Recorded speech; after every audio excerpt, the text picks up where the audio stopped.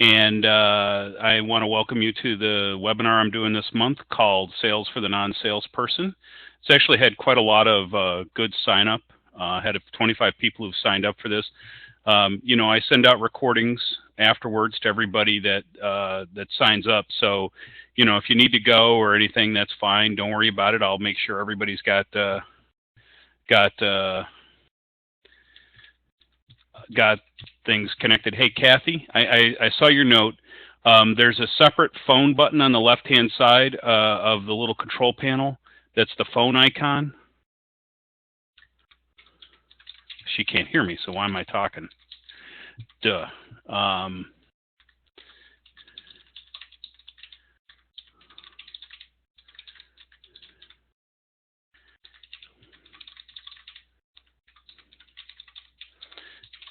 Restart the call.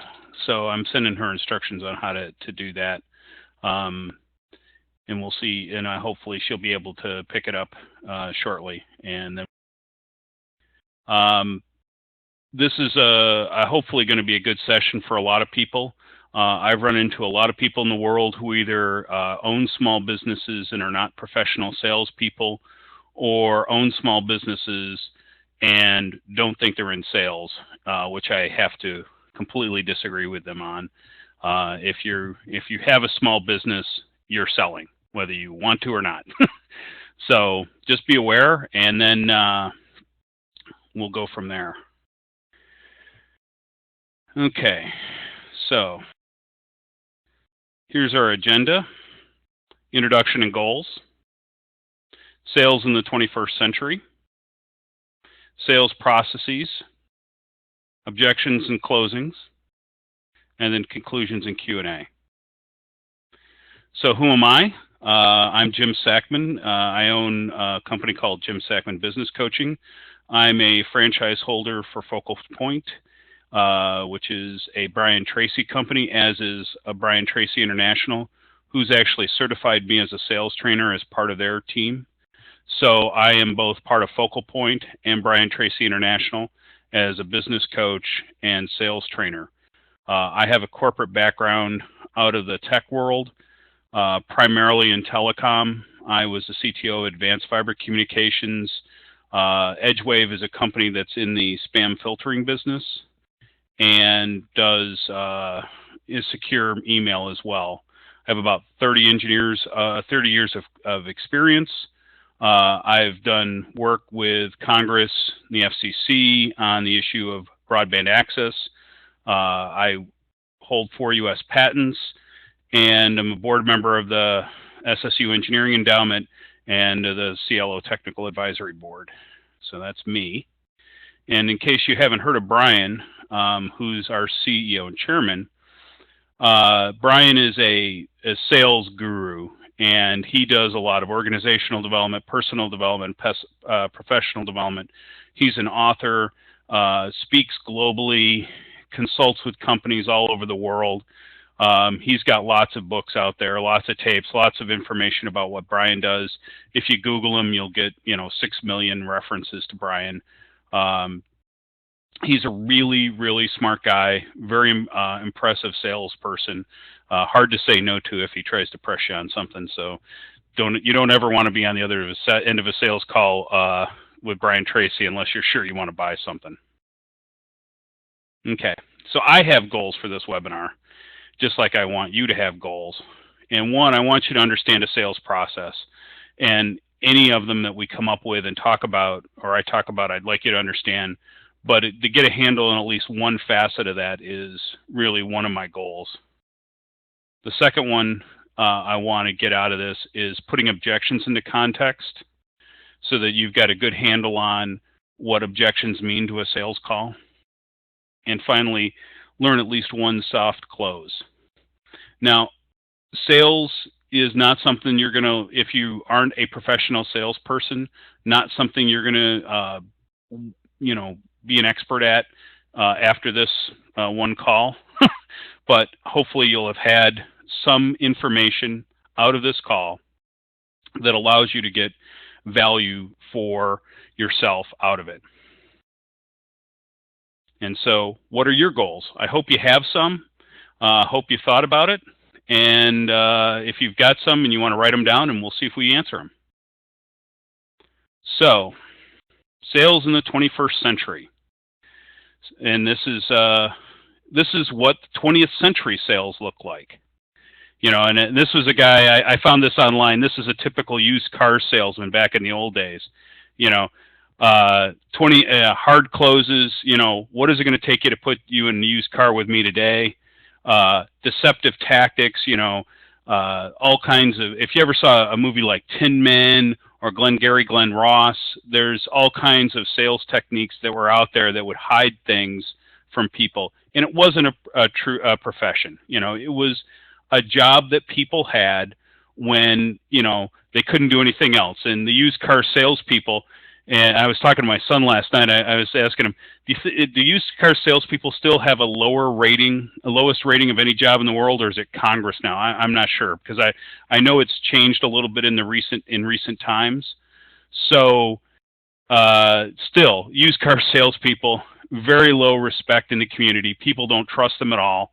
And, you know, one of the jokes everybody says is, you know, when a sales guy is lying, his mouth is moving, right? That's the way people think about sales. Now, as we get to this, you know, that's not the way that sales is taught, trained, and executed anymore. It's a very different business nowadays.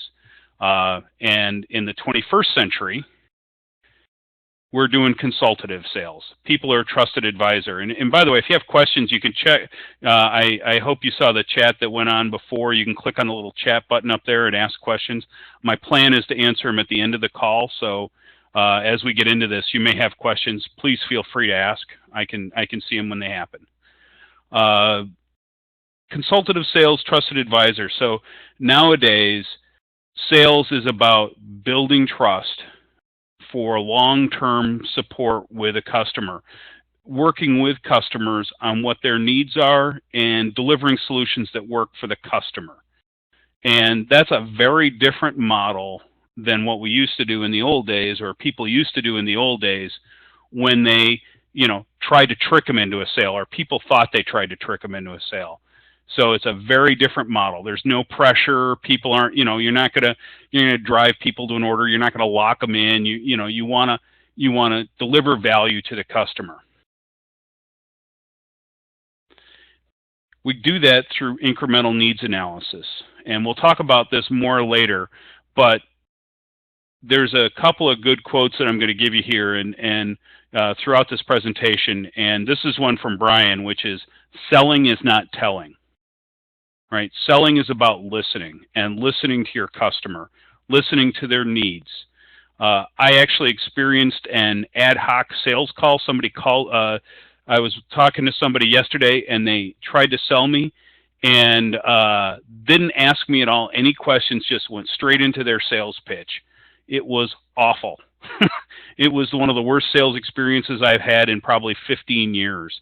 I didn't know what to say at the end. I was so... you know, he's like, you know, and gets to the end of the presentation and said, "You ready to buy?" And I'm like, no. and really, that's just, it's not a valuable way of doing selling. And so really we focus on making sure our services fit and analyzing the needs of the customer and seeing how they will match us as a client. And nowadays, sales is the most studied profession in business. I can tell you, for example, studies show that 4 men wearing a blue Navy suit, white shirt, and red tie is by far the best way of dressing for a sales call. I'll tell you that bar none. How do I know that? People have studied it. There's studies of every aspect of sales, how people like to be sold, what they don't like, what's effective, what's not effective. Another example is they know that most sales actually occur after at least 5 contacts between the salesperson and the client. That's not true in all businesses, but it's true in most businesses, that it's at least 5 contacts. That doesn't mean 5 sales calls. It could be a sales call, could be a follow-up, could be a web, you know, sending them a presentation or a white paper, but 5 contacts are what is going to get you to a closed piece of business, and you should expect that. And what this has created is sales as an actual profession that creates value. Nowadays, people think about sales, and more the quote is, without sales in a business, nothing happens, right? So you've got to build your business from sales up, and you want sales professionals working for you. And that is the core of any company. And if you're in a small business and you're, a doctor, lawyer, many professions where this is not your specialty, you still have to have some skills in sales. So this is how you deal with it. This is how you do it, and everybody can make this a skill for them. So why is this important? So why has this changed? And it's basically around the studies in business. Studies show that the lowest cost lead is repeat business. There's very little money that needs to get spent if you're in repeat business. So that's what you want. And if you think back to the deceptive tactics and going to a used car lot, actually even going to most car lots today, even new car lots, people are nervous about doing sales, and it's not conducive to repeat business. And if you can get repeat business, it's the most efficient way of getting a new lead, or getting a lead that can turn into new business. The next lowest cost is referral business. And that means, and I'm a member of BNI. Some of the people on the call I know are in my BNI chapter. Also, the founder of Santa Rosa Connections is on the call. And we all know that networking and referring business to one another is a great way of doing business. Well, if the sales experience is not a good experience for the customer, they're not going to refer you to their friends and neighbors and other people that they know. And those two mechanisms are the best way of doing business. Repeat business, referral business. And the reason is both of those mechanisms have extremely high conversion rates. If you get a referral, if your buddy says, hey, you should call Joe, he's a great guy, he's done a great job for me in the past, then you're likely, if you have a need, to call Joe and give him a shot, because it's all about trust as it's built, trust in your neighbor, trust in your friend, to know that they won't steer you wrong, that they'll steer you to somebody that's going to give them good business. So from a business standpoint, an enterprise standpoint, it's an excellent deal. So repeat and referral business also create a high life value of a client. And what does that mean? So if you think about a customer that's going to do business with you over a number of years, the more times that they buy from you and the more that they buy from you, the more money you make off that relationship. You've only had to land that client once, and you've been able to attract their business multiple times by delivering them good products, good service, giving them good experience through sales, delivery, and customer service. They're going to be a good partner for you. They're going to refer you to people. They're going to add money to your bottom line. So not only is the front end cost, the acquisition cost, lowest, not only that, the value of the client's the highest. What does that end up to? Treating a client with respect makes more money. And if you think about it in a business context, that's what enterprises, large companies, small companies, every company is about. There's no reason to not make more money if you can do it in a way that makes sense. And this is a way for everybody to make sense. That's what the change has been about in the sales process. That's why, 25, 30, 50 years ago, we talked about high pressure sales, never take no. There's an acronym called ABC that's an old sales technique, which was always be closing. Those terms have gone away. Now, it doesn't say you're not trying to close business, you're not trying to get customers. It just says that the process by which we get there is different than it used to be. People should be proud of the fact that they make sales because their customers respect what they do. They like the people that they're doing business with, and so it's a good deal for everybody.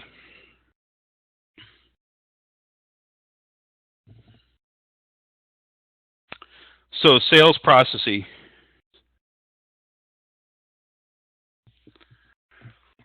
So the first thing to understand is a sales funnel.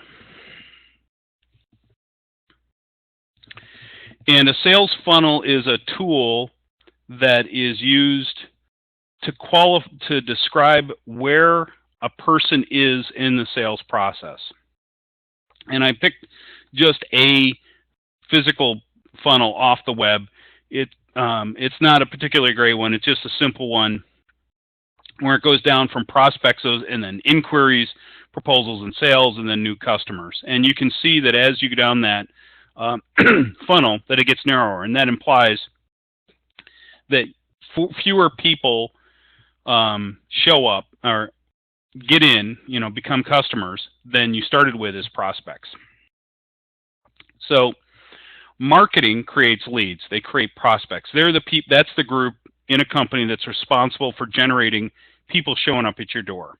Now, in a small business, oftentimes the salesperson, the marketing person, and the owner are the same person. But you have to think of it as a separate role.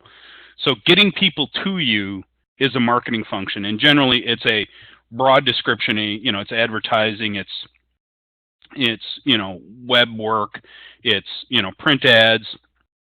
However you go about creating people showing up at your door, that's a broad-based function that's not targeted. It's targeted at an ideal client. It's not targeted at a specific person.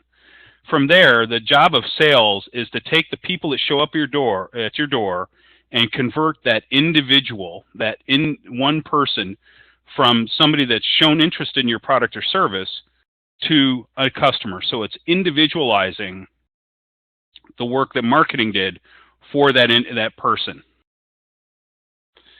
It's qualification process. Now, normally when we think of this, or many people think of it that aren't professional in sales, you need to be thinking about the person of whether they're going to be a good customer for you. So I want you to invert your thinking. Most people are thinking about, how do I get customers to show up and close them? And what I want you to do is think instead of, as a person shows up, are they likely going to do business with me? And is this going to be an effective person to sell? And the reason is you're trying to drive to ideal client and ideal customer. Is this a person that can buy, has a need, and can make the decision? And if they can't, then spending your time as a salesperson is probably not effective. So I've talked to many attorneys, and they have a process where they do a consultation up front. That's a qualification process. They're sitting there asking the person questions about, is the service that I'm going to offer you something that you're going to be able to use? Do you have a need for my services? And number two, can you pay me? Right? And the questions you need to be thinking about this both ways. Not only is it somebody that's going to work, that you're going to be able to do work for, but it's somebody that's going to do work for you, right? And their work they're going to do for you is pay you, and if they're not going to pay you, then why are you doing it?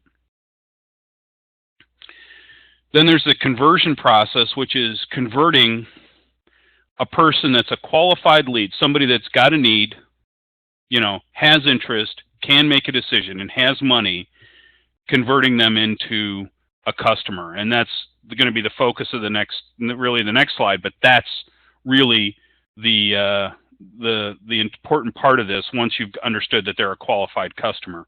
And then finally, treating them well throughout the sales process, throughout the delivery process, throughout the support process, to make sure that you get repeat business.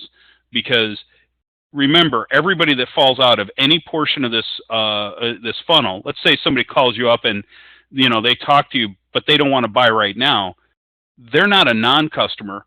They're just a prospect in waiting again, right? So just because they don't buy today or don't have a need or there's not a match today doesn't mean they're not going to be a match tomorrow. So you need to treat everybody through this entire process with integrity.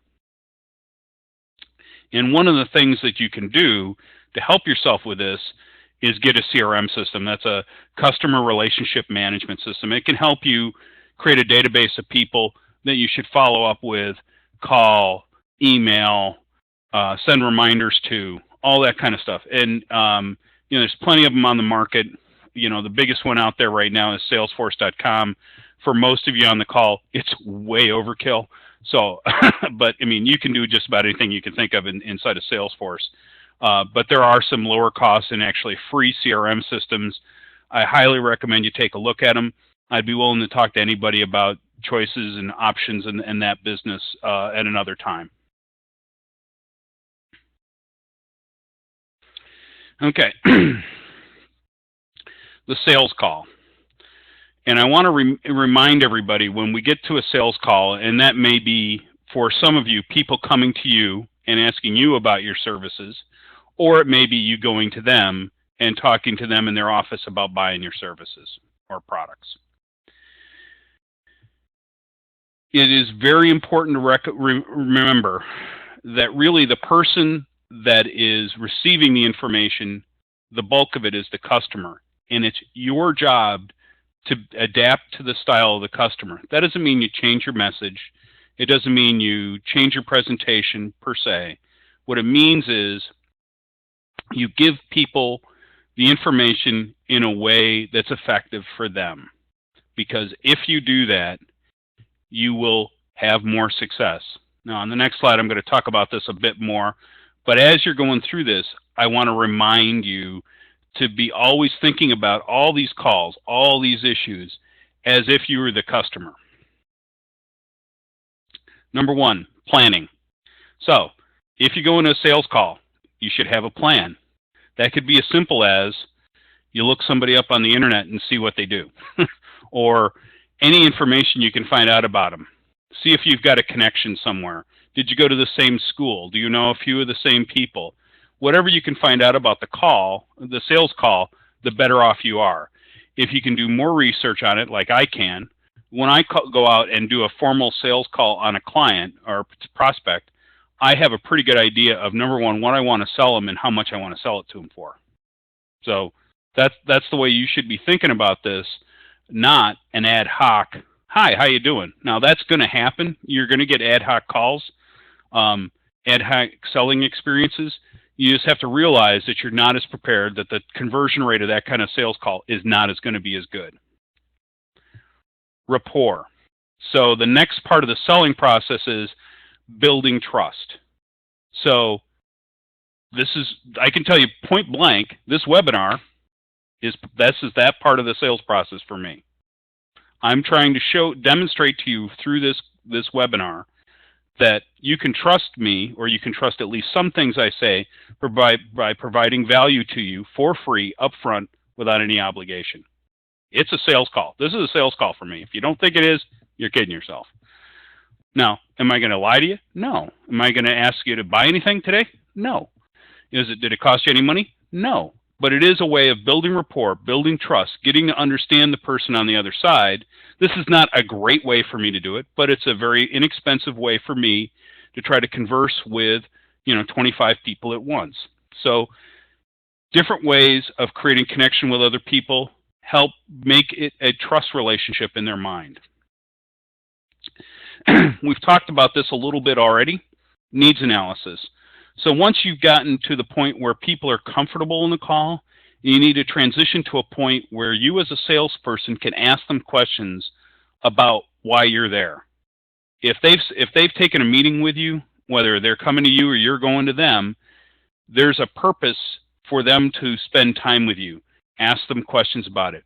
What interests them about your product or service? What do they need? Do they have price in budget considerations? Know it right up front. Find out whatever you can, because it'll make the rest of the sales call much more effective. You want to talk as little as possible. You want to listen for as much as possible during this portion of the sales call.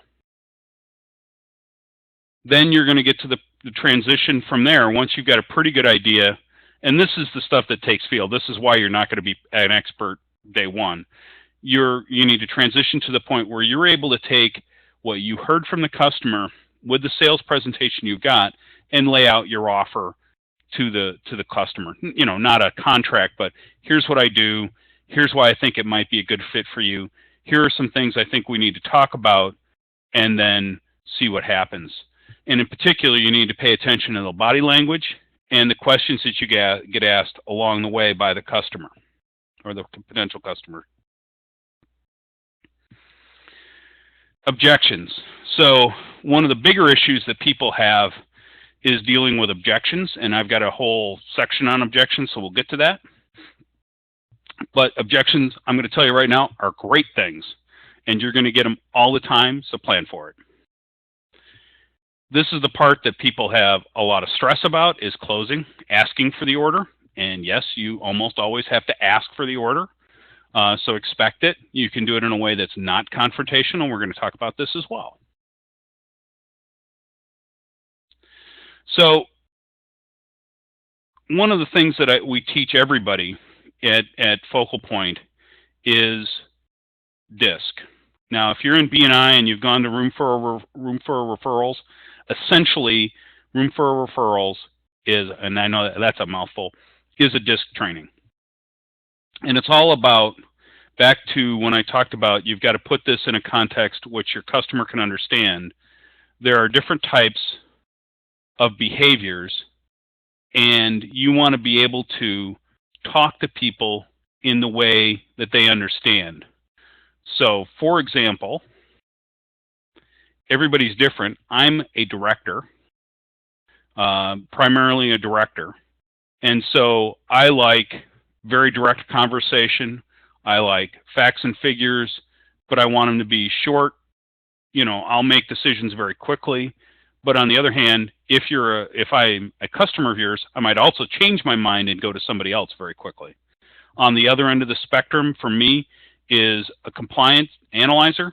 In Room for Referrals, it's an examiner, typically like somebody like a CPA, where they ask lots and lots of questions, lots and lots of detail, want to know everything, hard to get them to commit. On the other hand, if you sign one of those people up, I can tell you that they're going to be, and you do a good job, they're going to be a customer for a very long time. So this is something where we can train people. People can be trained to understand how to read others that they meet so that you can make the sales presentation in a way that's most acceptable to the person on the other end of the conversation. And that's important. It'll improve your close rates. It'll improve your sales presentations. Doesn't mean you change the material. You're not changing pricing. You're not changing what you're offering them. You're simply presenting it to them in a way that's best for them. And then this is the other thing that you need to think about as you're doing this. And this is called Gleischer's Formula for Change. You can look this up on Wikipedia if you want. And it's a formula around sales, or a formula around change. And to me, sales is all about change. You want them to do something different than they're doing today, and that's change. And there's got to be some level of dissatisfaction. And dissatisfaction's a tough term, but there's some need that they've got. There's something that's not right, something that needs to change. That's the first step. If you have a client that doesn't have a need, then you're going to, or a prospect, then you're going to have no sale. The second bit is creating a vision for them. And if I can give you an example of this, you could ask them a question like, so if we fix that problem, how would that change your business and change your life? Right? And listen for the answer, because what you're trying to get out of that is what impact, what level of impact is there in making this buying decision for them. So, for example, if you're a healthcare professional, if I remove this pain, how would this be better for you? How would your life be impacted, right? And then finally, first steps, right? First steps is, how do I get started? Where do I begin? What's the first thing I do to make my life better? So something's wrong. You're gonna connect them to what could be right if they get there, and then how do they get started? And if you do all those things, you're going to overcome resistance. And when you've overcome resistance, that's when you're going to get a sale. So I focused on these two steps in the process, objections and closing, essentially because they're the two that most people are uncomfortable with. and I want to cover them in a little bit of detail. Every single step in the process has lots of information. I can spend hours on each one of these areas, but given the length of this this call, I wanted to focus on two that most people, when they're talking to others, haven't really thought through or are unprepared for in the sales call. And the first one is objections, and you need to expect objections. Virtually every call I've been on, every sales call, there's at least one objection, and we'll talk about that one in a minute. And objections are good things. If you ever sat in a sales call and nobody says anything, the customer never, potential customer never says anything, you're not getting that sale. I can tell you that right now. So, objections, questions, things that need to be matched to their needs.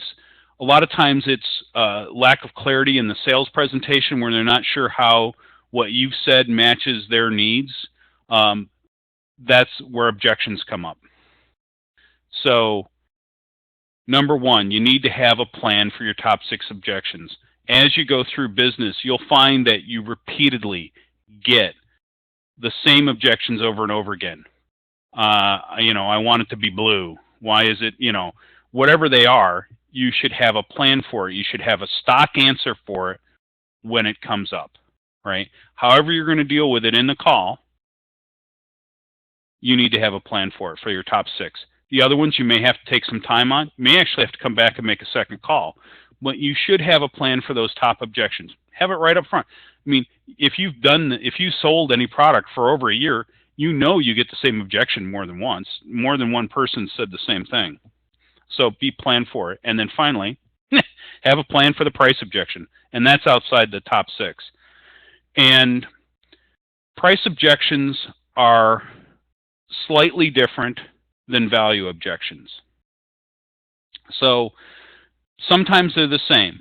If you have a pure price objection, hey, I don't have the money to do that. Okay, you can say, how much money do you have to spend on this, right? And if they don't have enough that it's worth it to you, then you say, I understand, call me when you can afford me, have a nice day. It's, that kind of stuff will happen, and it's not a big deal. Just be aware. If the other one is, I'm not sure if this is a good deal or not, the kind of answers, the kind of objections, the price objections you get to that, those are actually value objections. You haven't shown them through your presentation and connecting to their needs, whether you have answered all their questions about whether the product or service is going to work for them. So, expect objections, have a plan to deal with them. Very, very, very important. So, when do you deal with them? So there's 4 times when you can deal with an objection. The first one is preemptive. If something happens on essentially every call that you make, every time you talk to anybody, they say the same thing, then bring it up front.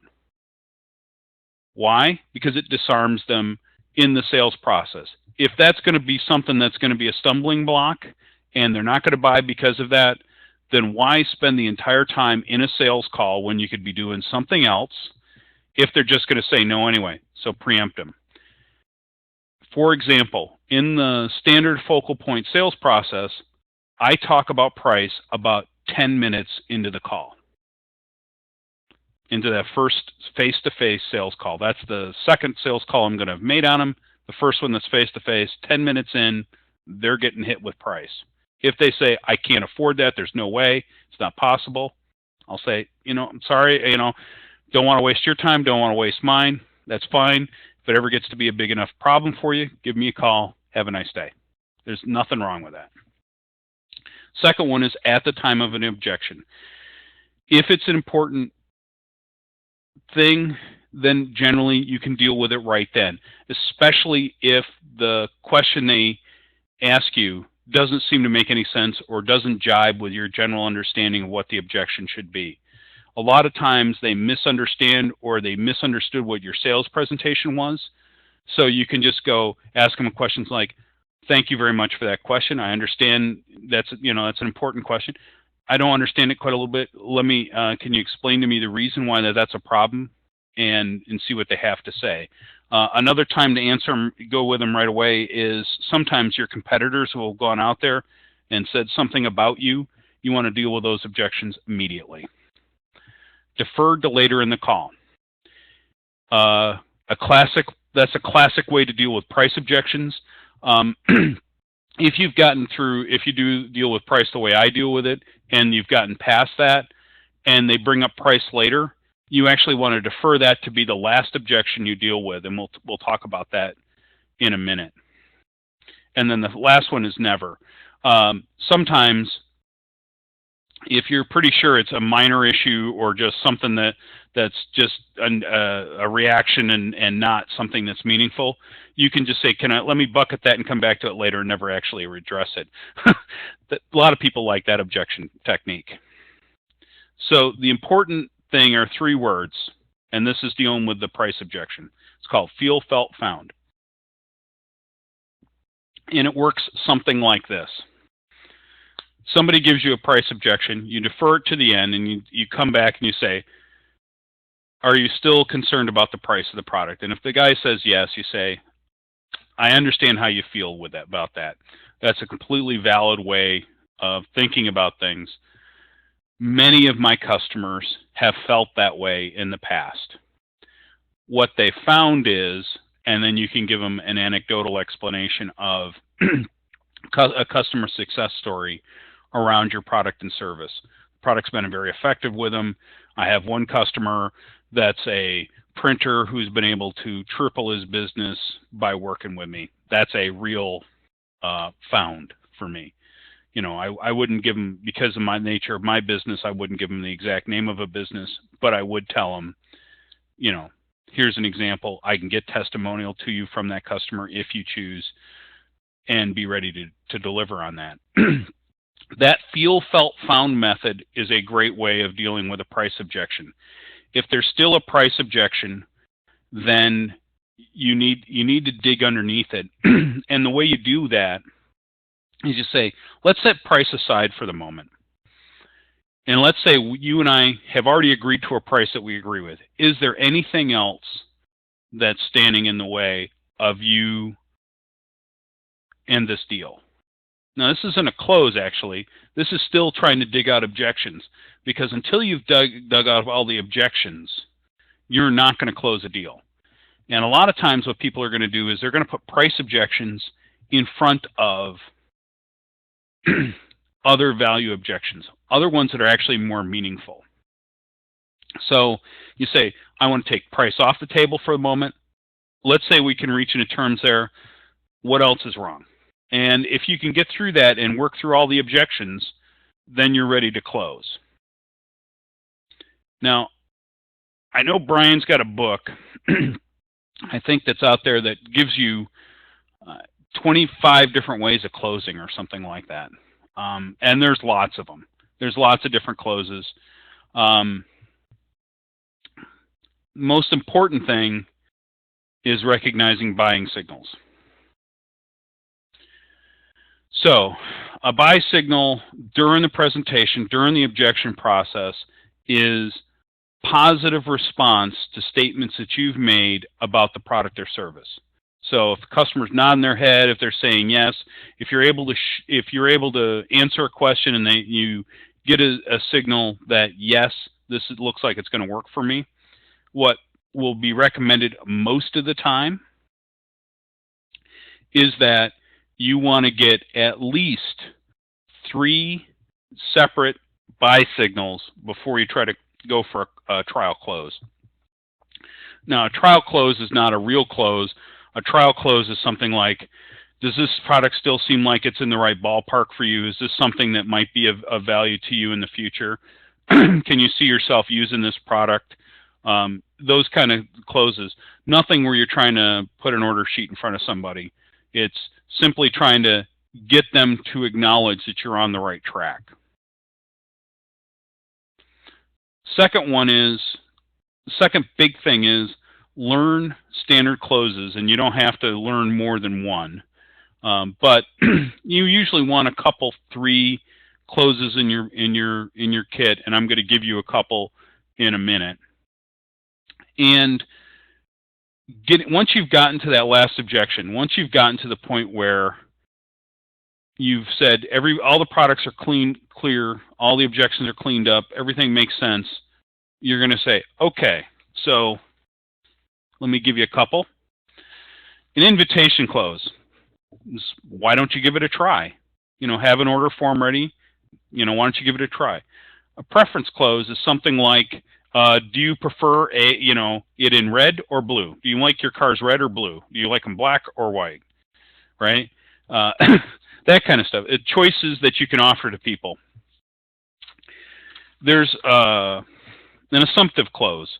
An assumptive close is something on a order of, well, if you have no other questions, the next step is where you're asking people to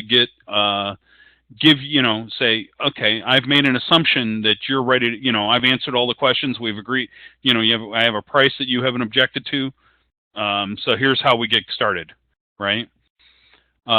If there's an objection that's a sticking point, you can use a bear trap close, which is, if we can get past this, are you ready to sign? That's not one I'm really fond of, but can be useful for a really obstreperous customer. I tend to be those. So you tell me that's actually a good close. And then an authorization close is another example. If you authorize this, we can get started right away. Other ones are things like, when do you want to get started? Do you want to get started next Tuesday? Or, an example of a preference close would be, is Tuesday or Wednesday the best time for your first appointment? That kind of thing. There's all kinds of stuff. The biggest issue, especially in terms of closing business and being efficient about it, is dealing with, I'm not sure. Now, there are cases where I'm not sure is a real thing. I had to go back and refer to a budget once that I didn't have in front of me on a call where I wasn't expecting to have somebody sell me something. And I said, look, I have to go look at my budget, and I have to get back to you. If it fits in the budget, this is going to work. If it's not, then it won't, and I'll let you know. There can be real, I am not sure. Another version of that is, especially if you're selling small business services, a lot of times owners have to check with a spouse, or there's a partnership and you have to have both partners and you've only spoken to one. Then you need to sell both parties.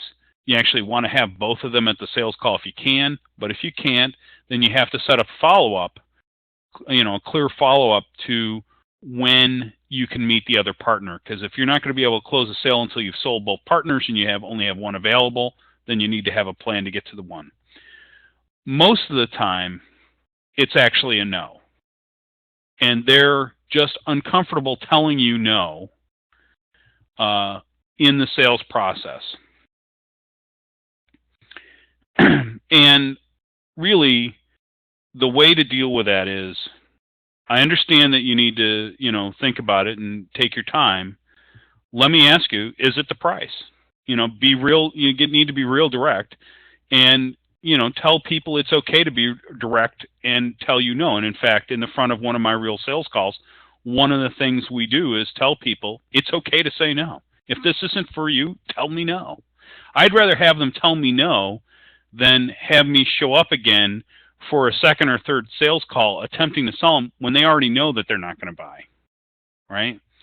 And if you get to the point where they've got no objections, they're just not sure, you can ask them, so what is it that's not allowing you to make the decision? What is there some piece of information I'm not giving you? And if I've given it to you all, is this really a no? Is this really, you're not ready to buy, the timing's bad? Please tell me. And if you deal with that, you'll at least get closure. And closure is a lot better than having somebody you have to call on again, make another sales pitch to them again, when you could be selling to somebody who's more likely to buy. So that's the way to think about it, is losing a potential client is not the worst thing in the world. Having to spend a lot of time not closing somebody when you could be closing somebody else is a bad thing. And there's two fears that are involved in closing that you need to be aware of as part of this process that should help you understand. One is what the customer's dealing with is basically fear of making a bad decision. Did I make a bad decision with this purchase? And your fear is rejection.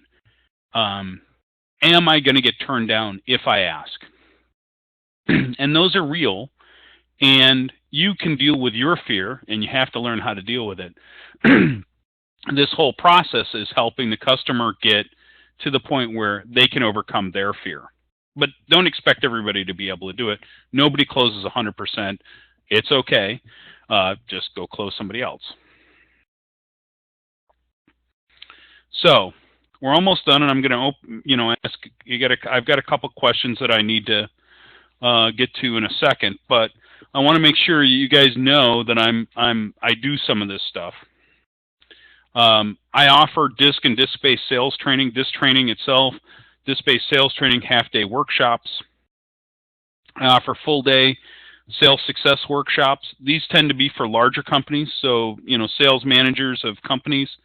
Those are the kind of people that would buy that product.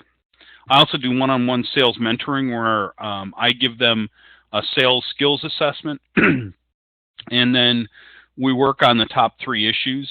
That's a 4-week program to go through a sales mentoring process.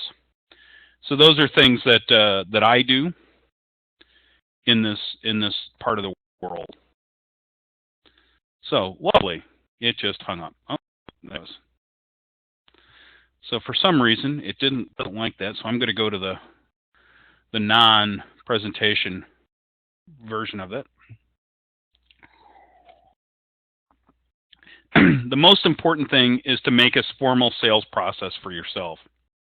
In other words, if you think about that sales funnel, and as you're advancing people down that sales funnel, think about stages of qualification, information you need from customers, ways of getting there. If you need help with that, I can help you with making a formal sales process. For one of the attorneys that I've spoken to, I suggest, they had an intake form. What I suggested to them to improve the quality of their free consults, I said, why don't you make the consults not free if they don't pre-do the intake form, so you know how when to plan for them, because their concern was their free consults, which is essentially their sales process, were not getting enough conversion rate for them. They were only converting about 30% of those people from free consults to customers, and they'd like to raise that. Number 2, plan your sales call. Whatever you can know ahead of time about the person, whatever you can know about the person you're going to talk to, the better off you are. If you've got a connection in the world, if you've got any kind of way of learning about the person, you'll be able to build rapport more easily. You'll be able to allow them to build trust by connecting to things outside the business process so that they can learn more about you, and build trust leads to sales.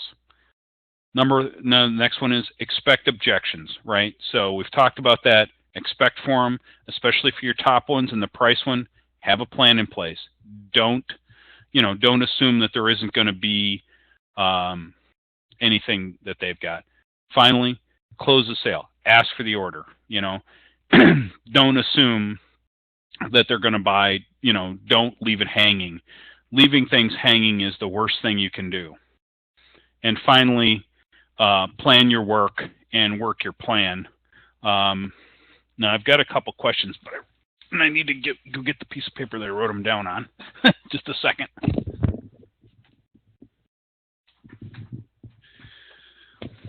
And if you have any questions, just type them in the chat bar. First one is,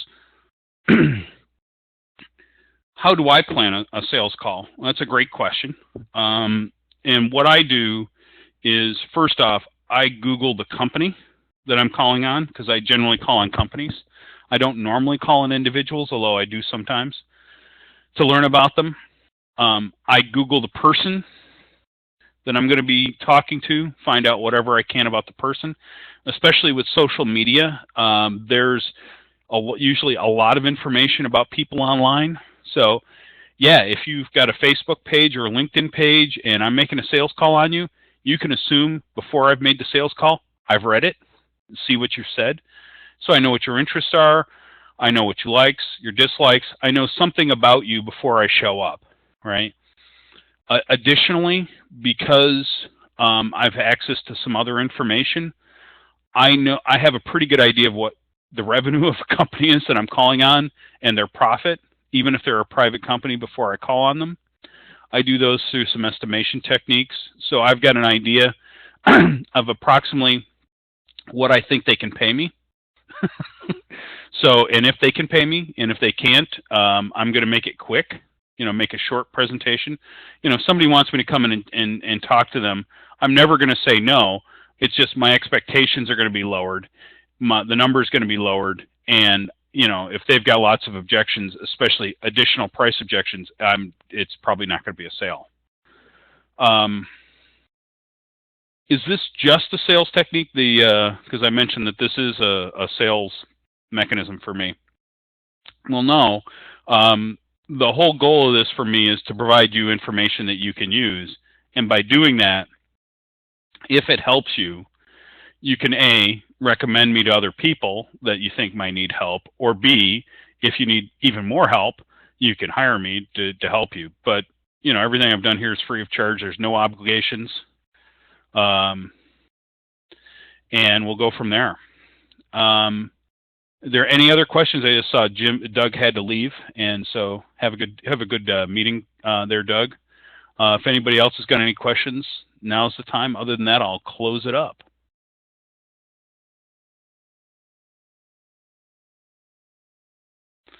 Looks like that's everybody, and no other questions.